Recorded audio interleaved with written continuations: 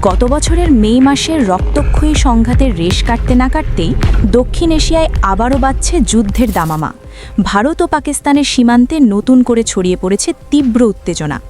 কূটনৈতিক নীরবতার আড়ালে যখন দুই পরমাণু শক্তিধর দেশের সম্পর্ক তলানিতে, ঠিক তখনই ইসলামাবাদ থেকে এলো এক ভয়াবহ খবর।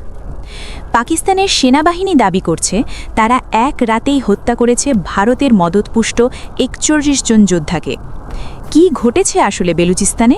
কেন পাকিস্তান সরাসরি ভারতের দিকে আঙুল তুলছে? আজকের ভিডিওতে জানাবো বিস্তারিত। ঘটনার সূত্রপাত ২৯ জানুয়ারি। পাকিস্তানের গোয়েন্দা সংস্থা খবর পায় বেলুচিস্তানের হারনাই জেলার উপকণ্ঠে বড়সড় নাশকতার প্রস্তুতি নিচ্ছে একটি দল। পাকিস্তানের দাবি এরা ভারতীয় প্রক্সি বা এজেন্ট। খবর পাওয়ার সাথে সাথেই সেখানে কমান্ডো অভিযান চালায় পাকিস্তান সেনাবাহিনী। শুরু হয় তীব্র গোলাগুলি। আইএসপিআর জানিয়েছে দীর্ঘক্ষণ যুদ্ধের পর সেখানে ৩০ জন সশস্ত্র বিদ্রোহী নিহত হয়। তাদের দাবি অপারেশনটি ছিল অত্যন্ত নিখুঁত এবং কার্যকর।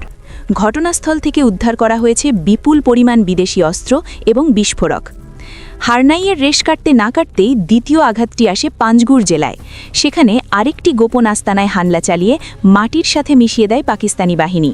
এই অভিযানে আরও ১১ জন নিহত হয়। আইএসপিআরের তথ্যমতে এই গ্রুপটি গত বছরের ১৫ ডিসেম্বর পাঞ্জগুরে একটি বড় ব্যাংক ডাকাতির সাথে জড়িত ছিল। নিহতদের কাছ থেকে সেই লুট করা টাকাও উদ্ধার করা হয়েছে।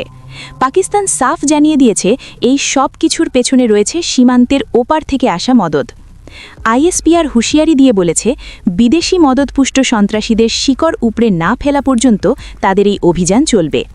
এখন প্রশ্ন হলো, ভারতের ঘাড়ে দোষ চাপিয়ে পাকিস্তান কি বড় কোনো যুদ্ধের প্রস্তুতি নিচ্ছে, নাকি এটি শুধুই অভ্যন্তরীণ বিদ্রোহ দমনের চেষ্টা?